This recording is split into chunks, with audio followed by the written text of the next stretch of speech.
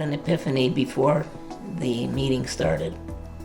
I realized that, as usual, I'm trying to give too much information, show too much, and then end up not being able to show in detail what I really wanted to do. So let me begin with a general statement. As you said, most of the forecasts that I gave last year have turned out to be correct. But that's really not the issue. The issue is, have we, you, the attendees, been able to benefit by what I've given you, either by making money or by learning something? Don't get me wrong, I think the foundation is a great place. Cycles are wonderful. They've enabled me to make a lot of money and do a lot of good things in my life. But I think what we really want to do is look at specific opportunities rather than the market as a whole. So what I've done is I've chosen some very specific trades, very specific markets. And for me, it's not about the type of market I trade. For me, the money is all green. I'm very pragmatic when it comes to cycles. I'm not in love with the concept. It's a great idea, but I'm not a cycles fanatic. For me, it's all about pragmatics. My wife, who's an artist, she looks at my charts and she says, "Those are beautiful charts. Look at those cycles. They're just so beautiful. Why are you messing them up by writing all over them?"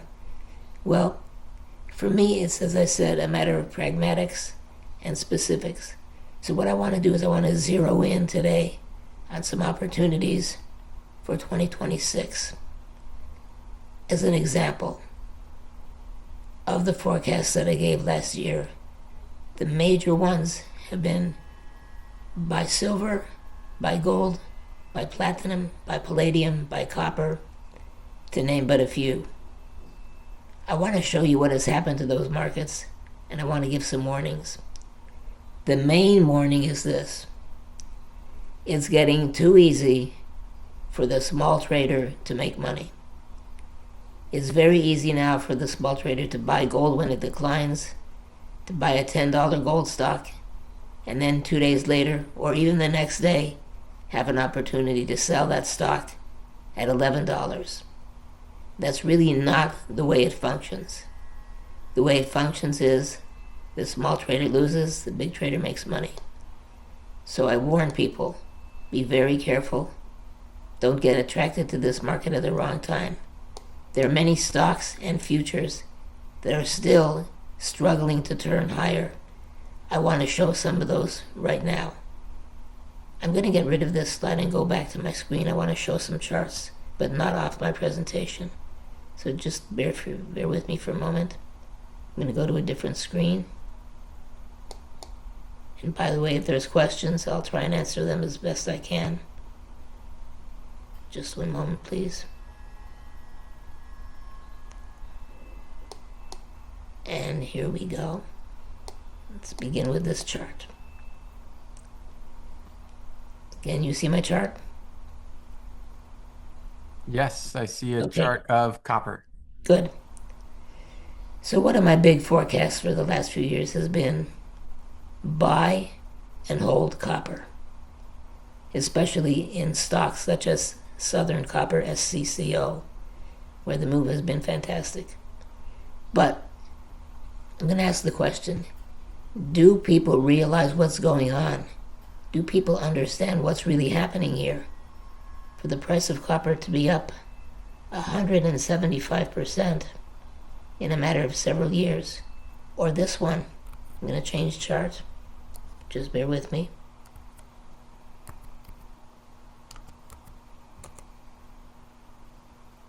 Silver, which has gone parabolic and gone straight up, 726% since 2020. You don't need too many of these to make your fortune. Or how about this one? Here we go.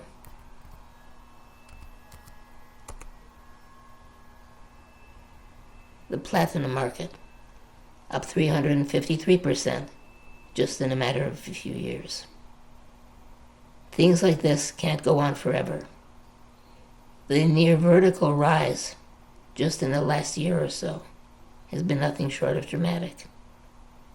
And yet, we look at the bottom of the screen. Let me explain what we have here, because my work is purely technical. I have no political opinions. I'm apolitical. I don't trust any of them. But if we take a look at this chart, what do we show here? The key ingredient for determining the direction of a market is not only the cycle, but the cycle has to be combined with two other factors. Number one, timing. I can be right on the cycle and wrong on the timing, and it'll still kill me dead. So it's one thing to say, yes, silver will go higher in 2026. The question is, when? It's all about timing, as we know.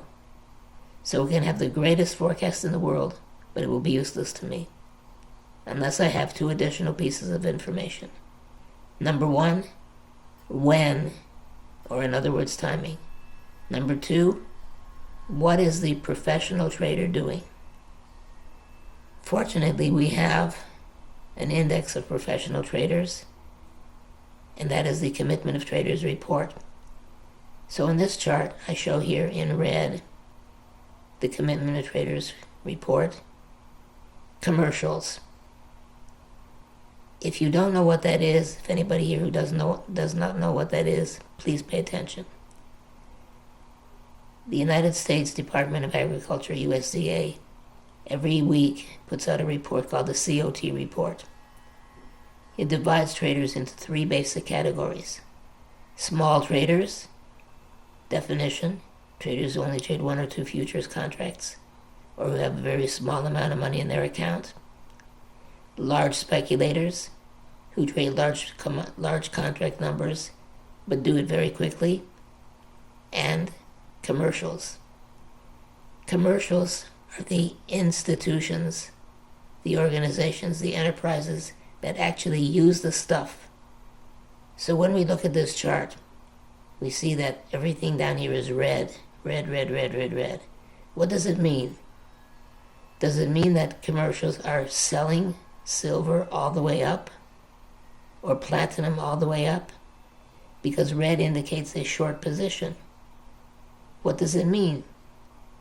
It simply means that commercials are using the market for the purpose it was originally intended. In other words, they take the product in, the raw product, they sell it on the futures, and they lock in the difference in price. So if they paid the producer $1,000 and they sell it on the futures at $1,005, they have made money. They're not short because they have the product, and it's an automatic, instant way to make money. This all represents normal behavior. They take the platinum out of the ground, they sell it on the futures, they give the producer a small amount of money, and they make the difference. Also shown at the bottom of the screen is the small trader sentiment. This is a report that I've published every day since 1987. And it tells us the number or percentage of small traders that are bullish or bearish. In other words, when the number is very high, like it is here, we are close to a top. When the number is very low, as it is here, we are close to a bottom. It's a leading indicator. So why is this important? In this particular case, it shows that the market is behaving normally. A normal market doesn't teach me anything. What I need is specific abnormality. I will show you an abnormal situation momentarily, because it's these abnormal situations where I make my money and where I have the biggest moves. Which is not to say that I haven't made money on platinum or palladium. I have. But it's a question of how we put this information together. There's a lot of information out there. It's a question of how you use it. Let me give you an example. I'm going to put a different chart on here. So just bear with me. Here's another chart. And let's zoom in on this chart and make it bigger.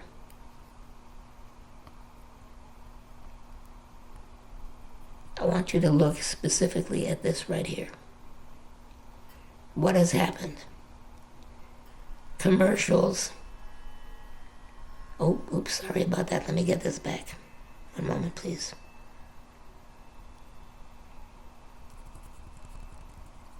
Commercials have started doing something that they have not done in several years. And pay close attention, look carefully. For the first time since 2021, commercials have actually started buying cocoa. Now I understand that trading cocoa has no sex appeal. However, if I know what commercials are doing, and I use my timing, and I know that the commercial trader is buying cocoa, while the small trader is very negative on cocoa, I have a perfect situation, which tells me start watching this market for a move up and go to your timing indicators. The last time this situation happened was right here. You may not see it very clearly, because this is a big chart. But if you take a look at it, you'll see that commercials are buying cocoa. And they were buying cocoa in front of or ahead of one of the biggest up moves in history, a period of time during which cocoa prices more than tripled. So this is the kind of a move that I'm looking for. And it appears in very specific markets in a variety of ways. As an example, let's look at this one. And I think you'll find this one very interesting. Let's take a look. It's the Russell 2000. Now let's analyze this for a moment. Right over here, commercials began buying Russell 2000 futures. And remember, this does not mean that every commercial was buying Russell 2000. It simply means there were more buyers than sellers. And who are these commercials in the Russell 2000? Banks, pension funds, foreign sovereign funds, hedge funds, insurance companies, any entity or individual who had a vested interest in being prepared for the market to go up. And you'll notice what happened. They started buying here and continued buying all the way through here in advance of this move right over here that we are in right now. So let's ask the question. What have commercials been doing for the last 6 months to a year? They've been buying. Why? Because they want to be long the market. Why? Because they know the market's going up. How do they know that? They've got the best fundamental research available. Let me show you another situation. What were commercials doing prior to this huge move up in the Russell 2000? Buying. What about here? Buying. Here. Buying. And remember, they're a leading indicator. They can sit through declines in the market because they have more money than God. So what does this tell me about the future? It says, number one, this move is not over yet. Number two, commercials are buying. Number three, the move is projected to end sometime in the next few months, but we don't have the specific date. We need to go to timing for that. So what does it mean that we started to show a little bit of red over here? It means that they are done with their buying program and they're going to let the market do what it's going to do.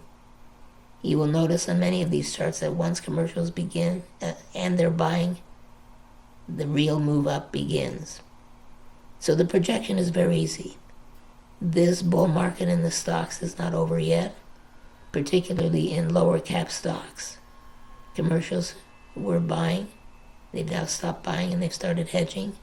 It's a normal situation, still bullish. The stock market remains bullish. So what about this one?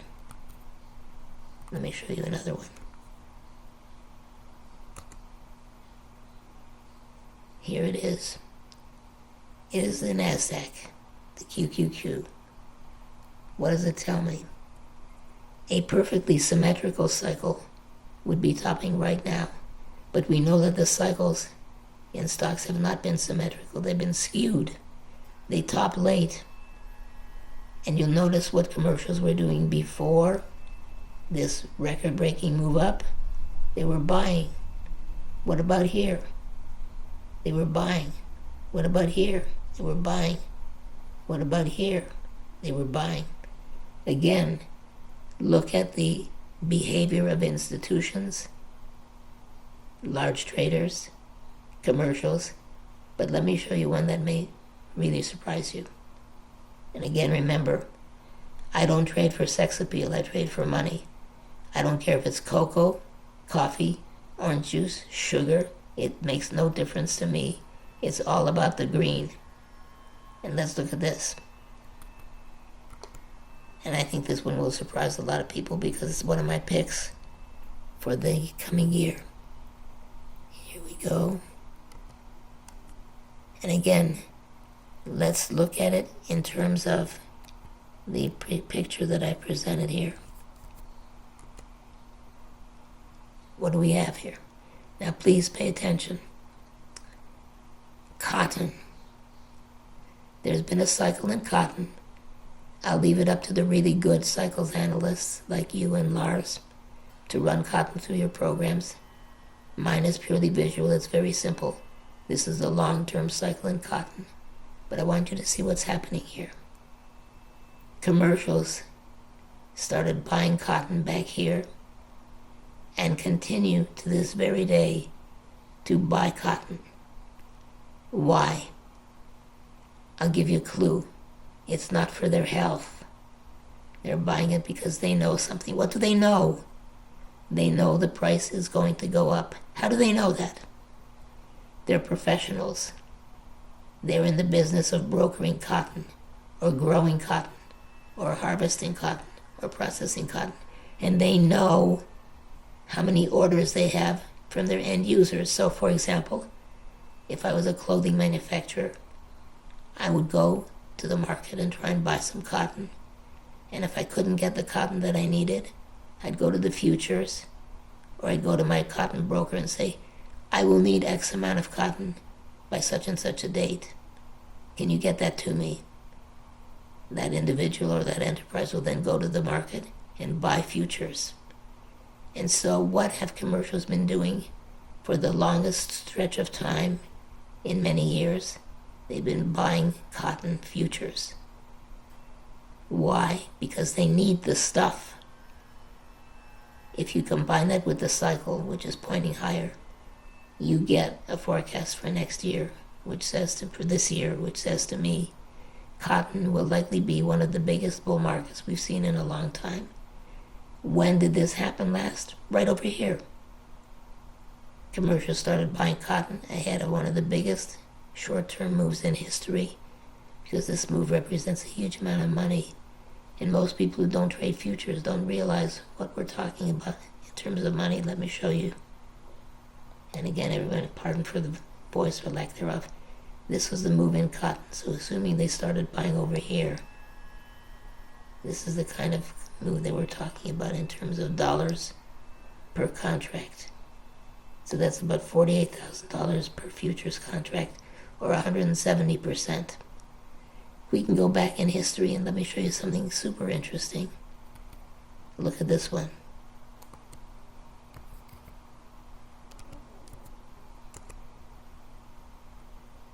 Here is, let's simplify this chart. Let me remove some of these lines.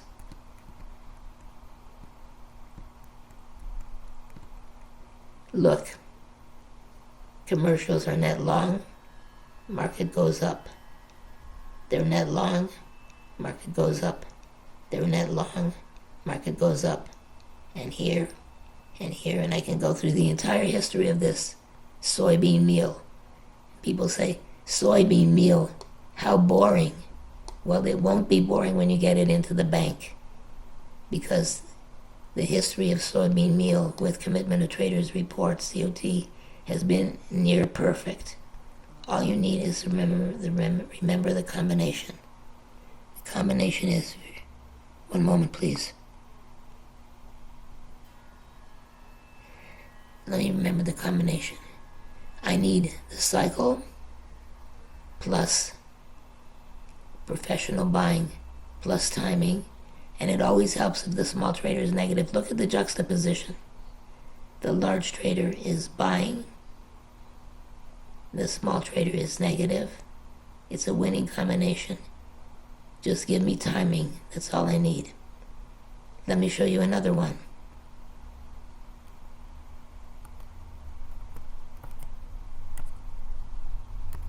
How about this one?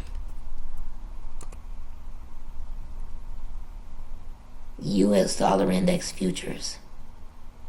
The last time commercials were buying the dollar. And who are these commercials? As I said before, banks, insurance companies, sovereign wealth funds, hedge funds. And I want you to look at this. Get ready to buy. It's a leading indicator, and then we get the big move up. So what's the market telling us now about the dollar? Commercials have been buying dollar index futures in anticipation of a move to the upside. And we can do this all day long in any market, and you'll see some spectacular results. Let me show you another one.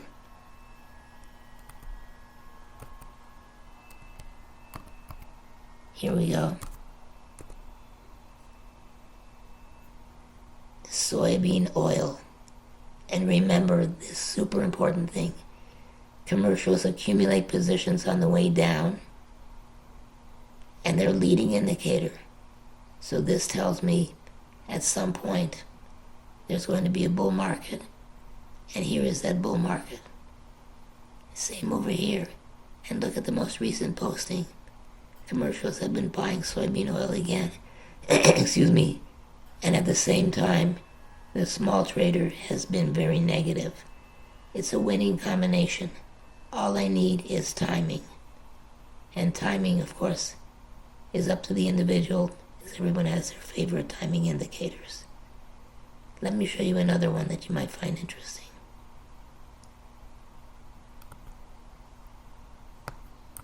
Here we go.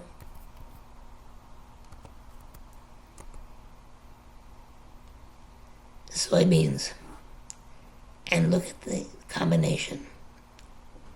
I've got a beautiful cycle right over here. It's bottoming. And that bottom was preceded by several years of commercial buying and negative small trader sentiment. So I will pick as one of my best trades for 2026 soybeans. But remember, it depends on a trigger. And the good news is nowadays there's so many different proxies that you can have for a futures contract. In fact, one of the best proxies for what I just showed you is Archer-Daniels-Midland. And if you go to your Archer-Daniels-Midland chart ADM, you will see that it has already turned higher. It's already in a bullish trend. Why? Because ADM is the king of the soybean business. They know all their orders. They know how much they're going to need. They process the beans, they process the oil, and so forth. So it's a way of determining the fundamentals using technical analysis. Let me show you another one. And that is this one right over here.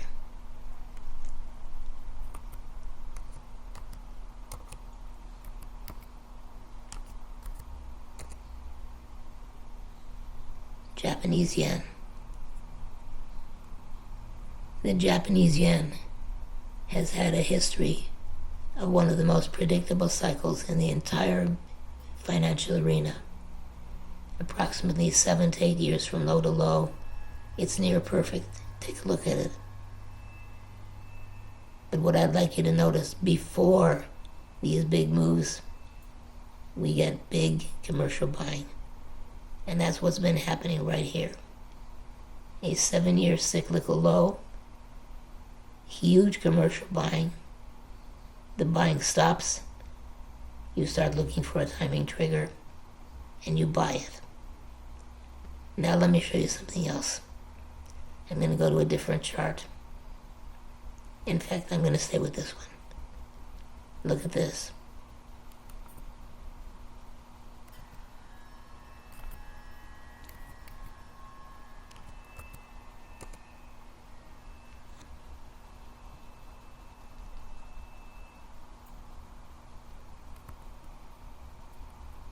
In fact, let me get a better chart. One moment, please.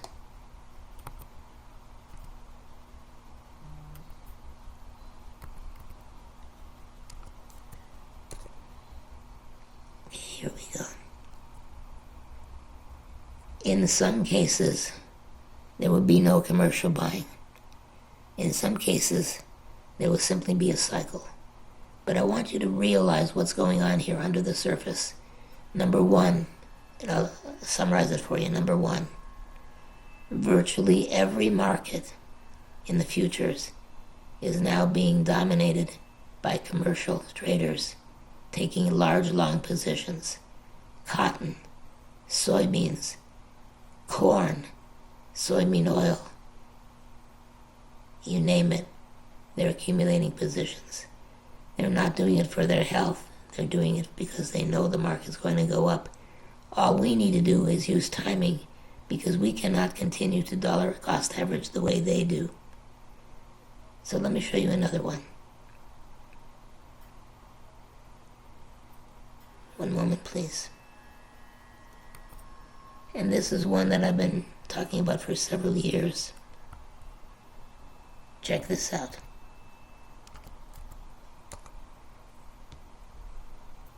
Palladium, one of my favorite markets. And you will notice that for many years, palladium futures acted normally. In other words, the commercial was always net short, hedged, because they would take the product in from the producer, immediately hedge it on the market, make money, lock in a profit, and it would show in the COT report as the short sale, which it is really not. It is not a short sale. It's a hedge position. But you'll notice this. Several years ago when I first started talking about this, it was anomalous behavior, and commercials began buying palladium futures in 2021 and continued to buy every week until right over here. And you'll notice, again, this characteristic of the market. As soon as commercials had established their position, dollar cost averaging all the way down and became net hedgers, that's when the market started to take off. And this move is still not over yet. It's likely to continue well into 2026 or longer. Let me show you a few more things that you might find interesting. Many of you may not be familiar with this particular market. It's called canola. And here's the canola market. For all intents and purposes, similar to soybeans. And what are commercials doing? They're starting their program to buy. What happened the last time they were big buyers? Well, we did get a bull market, but the last huge bull market came right over here. So remember the combination. Commercials become buyers. There's a timing trigger, and there's a cycle. We can use them all together. Now, normally it takes me about 3 hours to teach this, which I did at my annual forecast a few months ago. But my goal here today is not to teach you something in detail, but rather to show you what's likely to happen into 2026.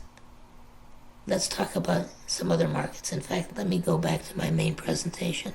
So I'm going to stop the share, and I'll take a question while I'm doing that. If anyone wants to relay that question to me verbally, I'd appreciate that. Hi, Jake. I just wondering about some of these crazy moves that we've seen this year, like the copper, for example. It is a beautiful bull run, up to 6. um, dollars now, but there was that awful correction from $6 down to $4.50 in 2 days, right? Because Trump came out and said, "Oh, well, we're not going to have copper, um, tariffs after all," right? So Right. these are very, very difficult moves to endure, especially in the futures markets.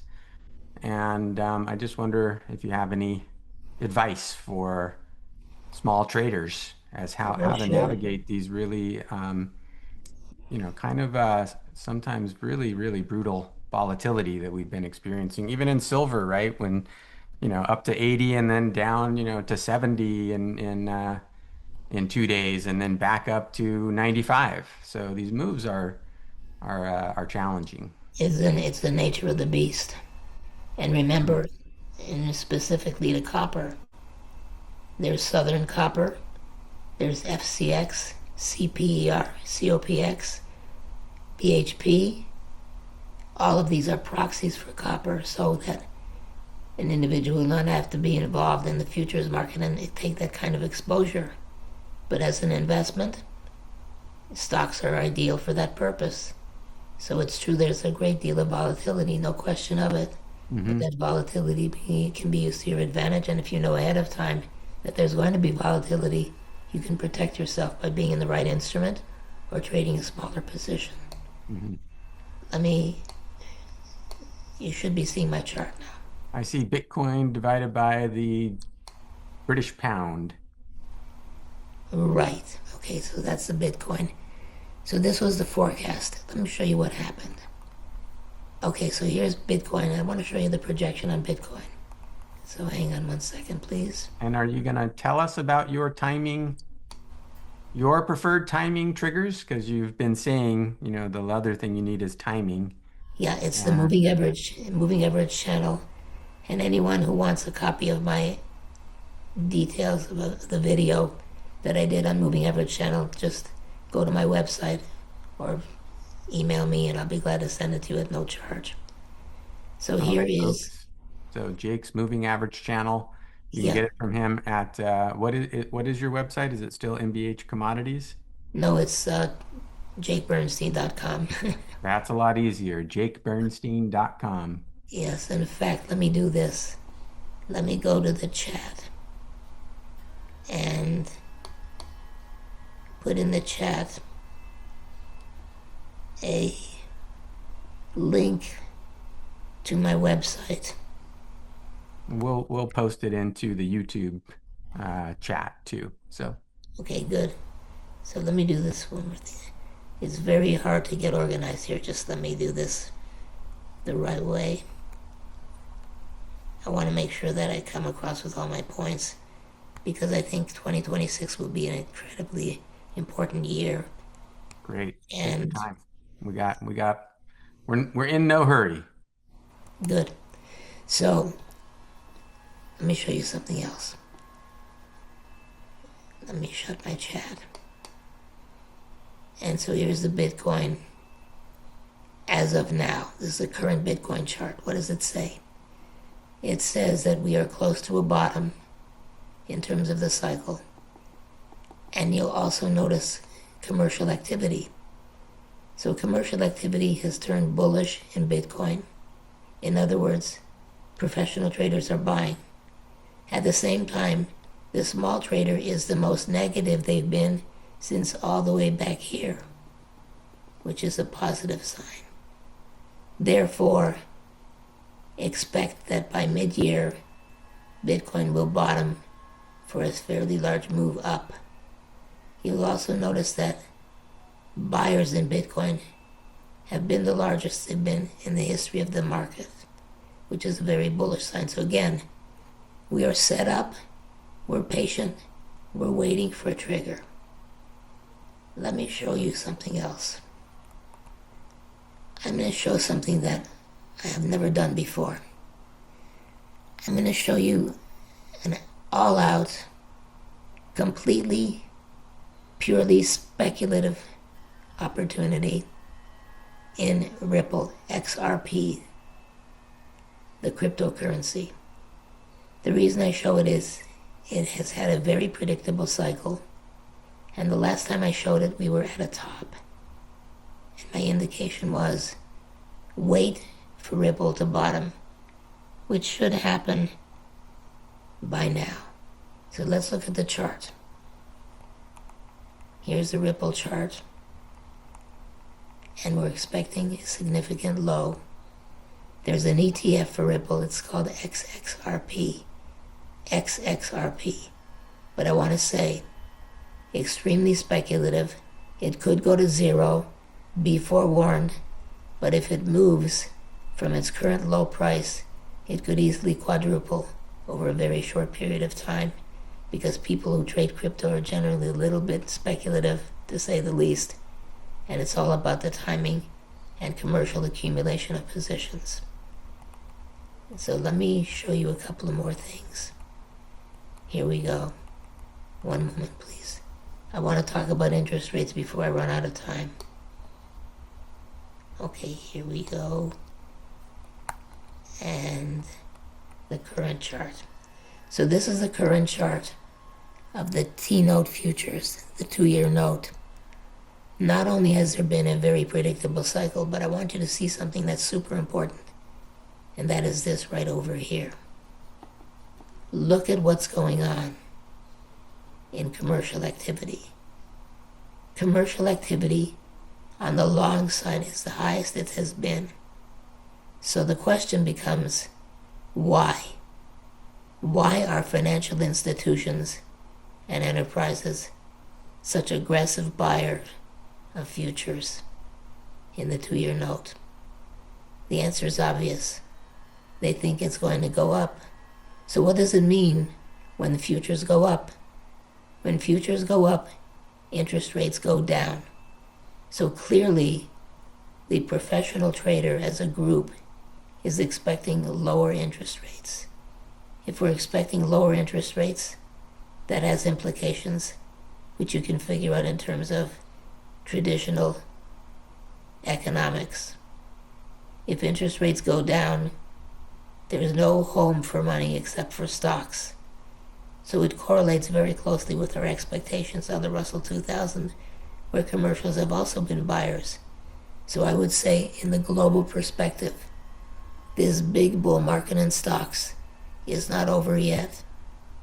The decline in interest rates is not over yet. So remember what I said, interest rate futures going up in a very big way, meaning interest rates going down. So that would be the global the expectation in terms of interest rates. Let me show you something else. Here we go. Let me get to a different chart over here. Okay. Here is the 30-year bond. Does the 30-year bond futures show an upward cycle? Yes. Does it show commercial buying activity? Yes. Again, that situation that I just talked about confirmed by interest rates in the 30-year bond as well. But before we go higher, before we go further, let me show you a couple more. This was the chart that I used 3 years ago on gold, showing that the typical bull market in gold usually doubled and projected to the upside with a top in late 2026, assuming a symmetrical cycle. Therefore, I respectfully submit to you, the bull market in gold is not over yet. There's more to go. Let me go on to a few more charts that I want to show you. Just bear with me, folks.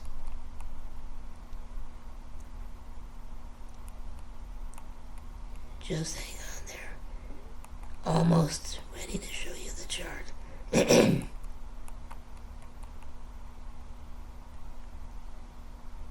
Okay, here's another one. Pound sterling. Again, a beautiful, near perfect 8-year cycle low to low, just now beginning. So how do we put this together? Timing, trigger, cycle, all three together. And here's a close-up look of the British pound again. And I want you to notice what's happened. This is an up-to-date chart. And again, financial institutions have started buying net long positions in the British pound against the US dollar. So be prepared. Okay, so Richard, officially, how much time do I have left? 5 or 10 minutes. Okay, so what I'd like to do is scroll through my charts. There are some other ones that I wanted to show you specifically. So just bear with me, folks.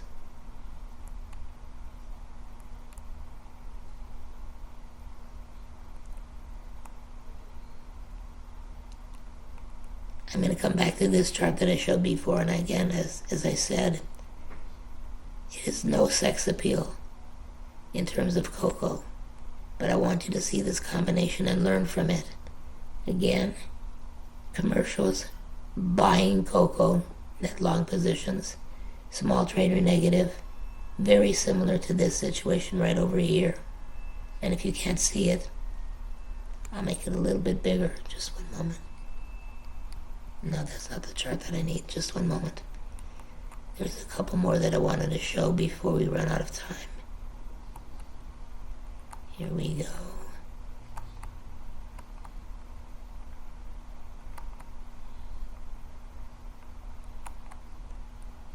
Just bear with me, folks.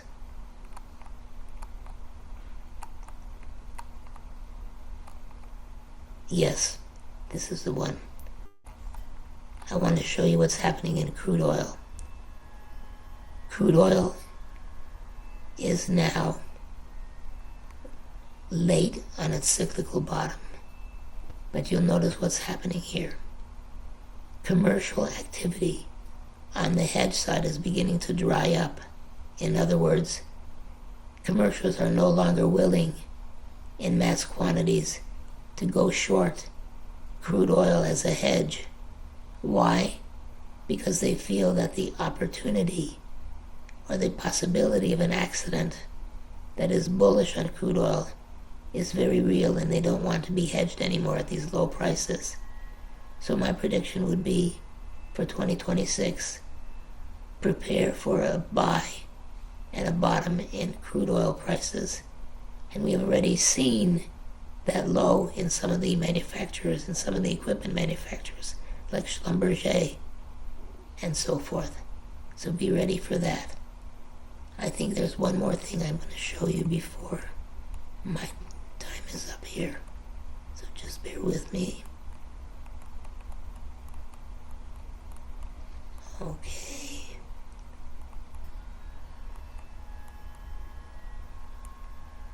Yes, soybean oil. I predict that soybean oil will have an explosive bull market in 2026. It's all shaping up according to plan. Strong accumulation by professionals. Small trader very negative. Watch for a turn. And again, I want to emphasize, for me, it doesn't matter what I trade. I don't care about the sex appeal. I care about the result. And even though you may not like soybean oil as a vehicle or as a market, there's something going on here that's very definitely bullish. And it relates to soybeans, soybean oil, and soybean meal. And last but not least, let me go to a live chart and show you corn. So just hang on a second, please. And again, sorry about the And voice. Jake, you're still doing all this in Trade Navigator? Yes, I am. Just bear with me, folks. So Trade Navigator is the software that Jake is using, for those of you who want to know. People are asking about commodity ETFs, but I think it's fairly easy to just go online and look up ETF sites and just find the ETFs that correspond as closely to the topic that Jake's talking about, and find the one with the most volume. Yeah, there's quite a few of them, in fact. And if people want to drop me a line, I'll be glad to recommend some. But let's look at this. Here is corn. You're not sharing your screen right Oh, now, I Jake. better share my screen. Thank you, sir, for that. Sorry about that. I will go back here and share the screen.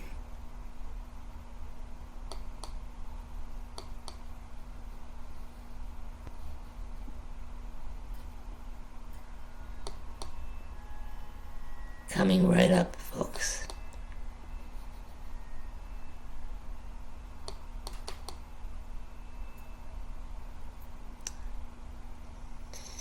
You see my corn screen now? Got it. Okay, ZC57. this is the perfect situation. Wow, yeah. The small trade is very negative. Commercial's been buying. They had a big wave of buying over here. This is the way it looked last time. So I predict again, you will see a significant bull market in corn, Mm. soybeans, soybean meal, soybean oil, cocoa, and I forgot sugar. Let's see if I can get sugar on here. Just one moment, please. Sounds like everybody's gonna want to eat. There we go. Check that out. Ooh, wow. Right over there. Okay. So again, I want to Yep. emphasize, it's not time to buy yet, but we need timing. And compare this to this right over here. These moves can Yep. be very significant in terms of dollars. And again, I apologize for the voice. I'll be glad to take questions now, Richard. I'm just looking, that move that you've got the yellow line there on, right, where they back in 2019, you had to put up with a big drawdown right after that before the final move really took off. Do you see that regularly? Well, here's what happened. There was no timing trigger to go long, Okay. Okay, and good. that's why the timing's so important. Yes. So, and that timing is your moving average channel. Right, it can be divergence, it can be moving average channel, it can be a Hmm. number of different methods. But again, Okay. timing is important, and even Very good. so forth. If you did not get timing trigger, there are opportunities to buy at Yeah. support all the way up. And just to be clear, you don't use cycles as timing. Right, They're not timing to you. They're another coincident indicator, along with the commercials and the small trader sentiment and the cycles all coming together. But then you're still using a different timing indicator in order to actually uh, enter a position. right, and it's a process. Yeah. And I think that's something that a lot of, especially new cycle students, make a mistake with is trying to use cycles for timing when really cycles are more about a condition and you need another timing trigger to actually initiate the moves. But just like with, commercials being net buyers and a cycle being at a bottom, those are both things that put the odds more in your favor. I could not have said that better. Well, I learned it from you, Jake, so. All Thank you. And again, folks, I apologize for the lack of voice. Pay right. attention to the quality of the information. And again, Few questions. Do you sure, buy the lows or look for break of downtrends? I tend to buy on strength Mm-hmm. Okay. because that's the direction in which the markets are going to move in. And by the way, I'm not always going to be long. There will be short signals as well. It Sure. just so happens that the confluence right now, which is so important, think about it: cotton, sugar, cocoa, corn, soybeans, soybean oil, soybean meal. There's a couple of others in there that I forgot about. These are all very important markets in terms of the global economy Yeah. and in terms of what they're saying about the price of food, the price of commodities, the price of inflation. These are all just suggesting some very important changes in direction that most people are not expecting and will be But you, surprised. so when So with what you presented though, you're forecasting interest rates going down. that's correct. It was also interesting to me that your chart suggested that the dollar would go up along with the yen going up and the pound going up. That's right. But remember, it's all about magnitude. Just Right. because the cyclical chart says the dollar is going to go up or that interest rates are going to go down, we're not necessarily talking about a collapse in interest rates. It could be 0.25%. It could Right. be it could be a Donald Trump force play. Let's force interest rates down for a quarter or two. That would Yeah. be sufficient to satisfy the condition. Hmm. Any Okay. other questions? You earlier in your presentation, you said the status of the fourth turning, but you didn't really talk about that. Anything you want to say about that? I just recently read the fourth turning update The fourth turning is here. is here. Yeah, It's a brilliant piece of work. it is It's indeed. And Neil Howe's a friend of the foundation. yeah, it puts everything in perspective historically. It's definitely worth reading. Now, what you're going to do about timing, that's a different matter entirely. But Yeah, it is a magnificent piece of work and it deserves a lot of credit. And everybody should read it and have your children read it too. amen. And overall, you're bullish on the stock market still through, Still bullish on the stock market. and still bullish on gold. It's not over yet. How about wheat and natural gas? Natural gas has got some very good cycles that are bottoming right now. In fact, it may already have bottomed in the last few days. And wheat, I'm generally not a big wheat trader. The wheat cycles have eluded me, so I try not to play that game. And it will probably take its lead from soybeans and corn. Gotcha. Very good. All right. Well, Jake, we thank you again. As always, thank you for your support of the foundation and for sharing all of this fantastic work with us. You can find Jake at jakebernstein.com.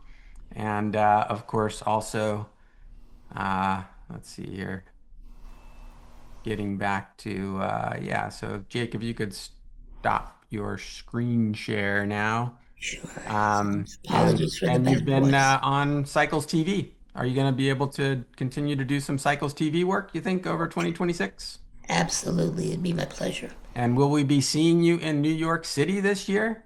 I fully intend to be there. Fantastic.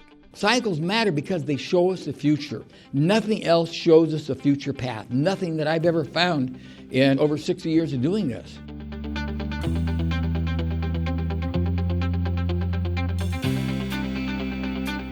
Foundation is bigger than markets, right? It started out bigger than markets. It's still bigger than markets. It's bigger than us. There is no such thing as a black swan. It is merely a cycle that was not forecast or anticipated.